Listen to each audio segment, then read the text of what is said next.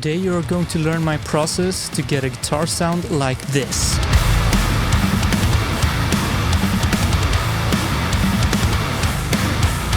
Let's jump straight into Cubase, and I'm going to show you first what the DI sounds like.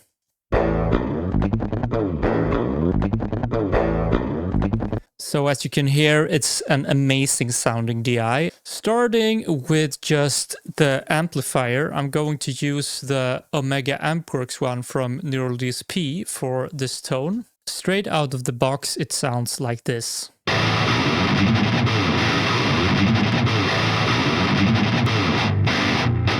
Now comes the first technique that I'm going to show you, and that is to actually use a finished guitar tone as a reference. Often when referencing, we are using full mixes, but you can also use referencing for individual instruments like guitar, bass, drums, etc. So for instance, if you have a guitar tone that you really liked, you can use that as a reference for newer mixes that you are doing. You can also purchase mixed stems from different sources. So here I'm going to use the rhythm guitars from the stem pack for the new Periphery album, which you can purchase on their website, and it sounds like this.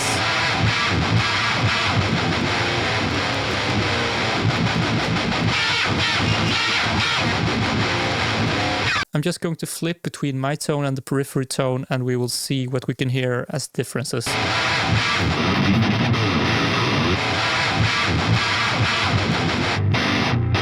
So what I usually do is that I start with the bass region. So let's listen to only the bass. Put on headphones if you have it, so you can hear it properly.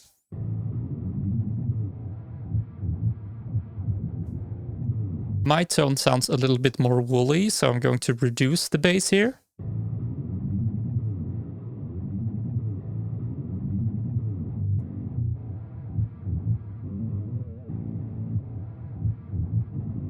Okay, cool. And the low mids.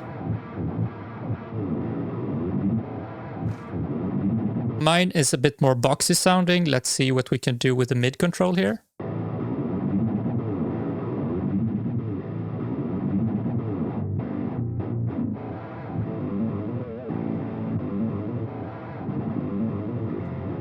And let's go to the mids.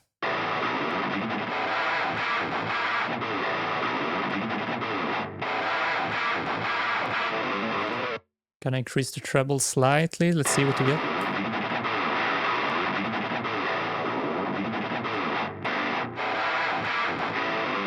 And let's see the highs. Now should be a good time to tweak the cab a little bit. I'm just using the standard SM57 mic here.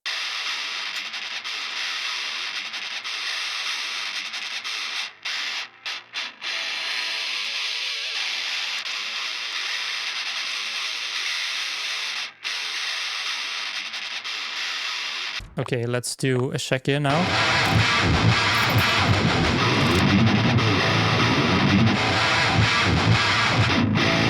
Okay, cool. Next step is to do some stuff before the amplifier. So firstly, I'm going to engage Spiff, which is increasing the attack of the DI. So I am adding all of this stuff. It's just making the guitar a bit more attacky, and it's a great way to increase the pick attack definition. So I'm going to bypass it and then engage it, and you will hear the difference.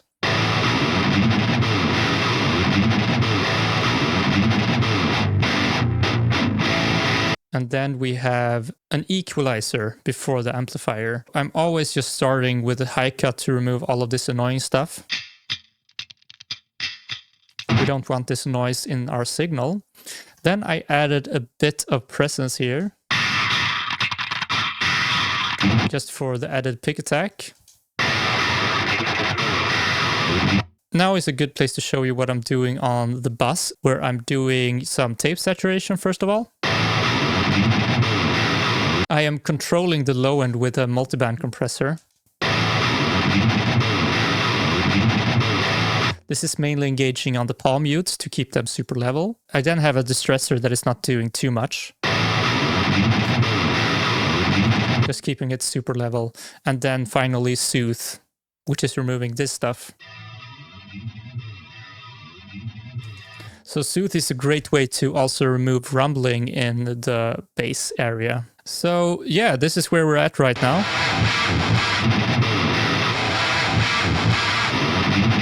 The next step of the process is to do a equalizer profile of the reference. So then we need to find a place that doesn't have these super high notes, because that will throw the spectrum off a bit. You just start playing here. You do EQ match.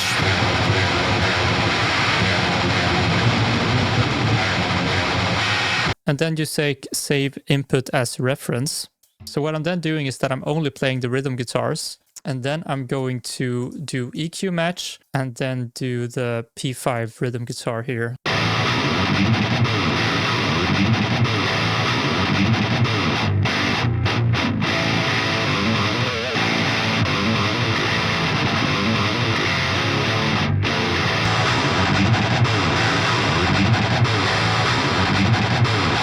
So this looks really weird. I'm just going to remove some of these really pointy ones. I'm going to add a high pass filter instead of these really sharp ones. Okay, let's do them one by one and let's see what we want to keep. Okay, and then we are removing some mud here. That can stay. We have the 224 Hz here.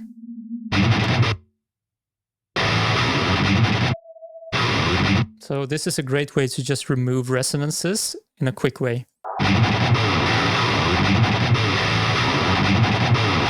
So I want some of this 700, but not everything. And here it's just adding something that is missing from the signal.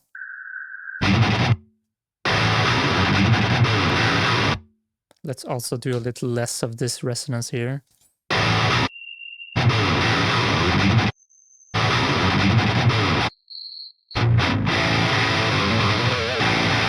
Now it's in a pretty good place, I would say, in solo, but of course it's not going to be in solo in the full mix. So now let's add it to the rest of the mix.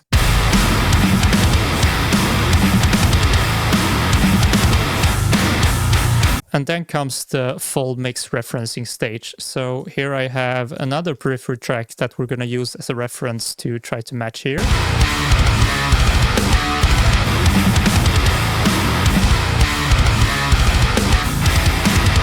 So I'm just doing the same here. I'm going step by step. Let's start with the bass region.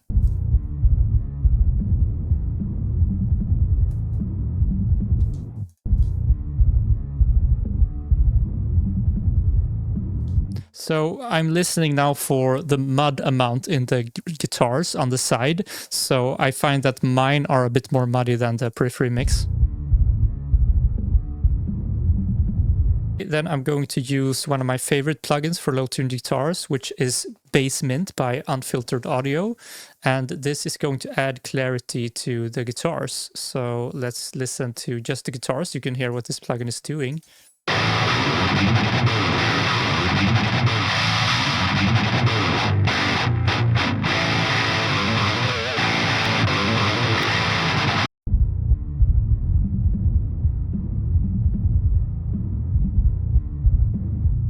You can also listen for things like how hard the palm mutes hit and so on.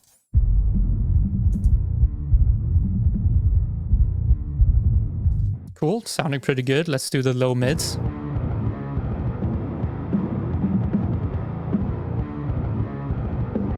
Listen for the fatness here in the guitars. I find that the Periphery guitars have a bit more fatness than mine. So let's just add this with a new equalizer here.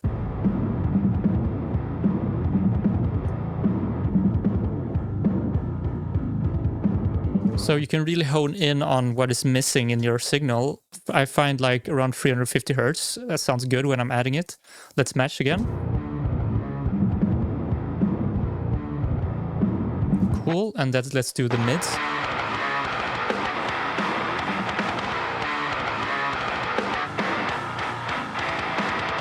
Okay, so mine definitely has some harshness to it that I want to remove.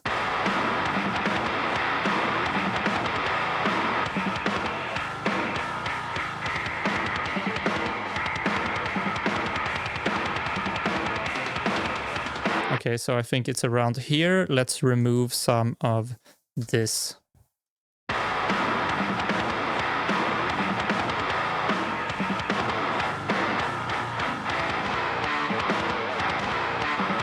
Okay, let's do the highs.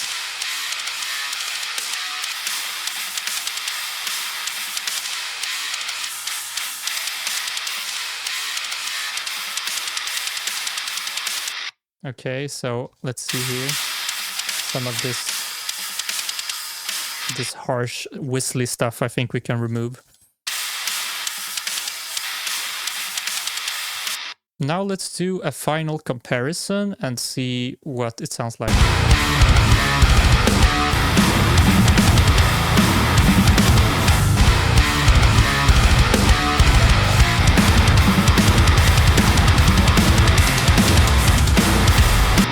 So, sounding pretty cool, I think. How are you using referencing when you are mixing tracks? Let me know in the comments below, I would love to hear it. If you like this video, then make sure to watch my bass tutorial next. I'll see you there.